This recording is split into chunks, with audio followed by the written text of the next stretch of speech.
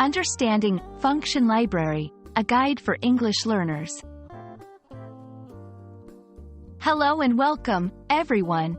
Today, we're going to dive into an interesting English phrase, function library. This term is often used in technical contexts, particularly in programming and information technology. Understanding this phrase can open up new avenues of comprehension, especially if you're interested in technology. Let's break it down together. At its core, the term function library is made up of two words, function and library. In English, a function generally refers to a specific task or role something plays. In a technical context, it's a set of instructions in programming that performs a particular task. The word library, on the other hand, is commonly known as a place where books are kept.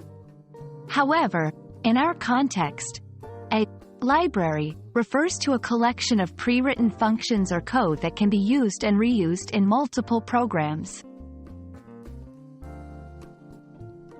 To better understand function libraries, let's look at some examples. In computer programming, there are many types of function libraries. For instance, jQuery is a popular JavaScript library that simplifies HTML document manipulation. Similarly, Math.H is a library in C programming that contains functions for mathematical operations. These libraries save time for programmers by providing them with pre-written functions. Function libraries are crucial in programming for several reasons. They promote code reuse, which means programmers don't have to write the same code repeatedly. This not only saves time but also reduces the likelihood of errors.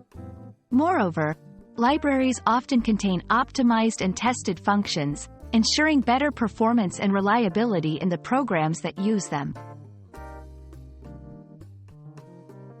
Using a function library typically involves two steps. First, you need to include the library in your program. This is like telling your program, "Hey, I'm going to use these additional resources." After including the library, you can then call specific functions from it as needed. This process is akin to borrowing a book from a traditional library to gain specific knowledge. And that's a wrap on function libraries. I hope this video helps you understand how this term is used in the world of programming and technology. Remember, understanding these concepts is a step towards mastering technical English. Thanks for watching, and see you in our next lesson.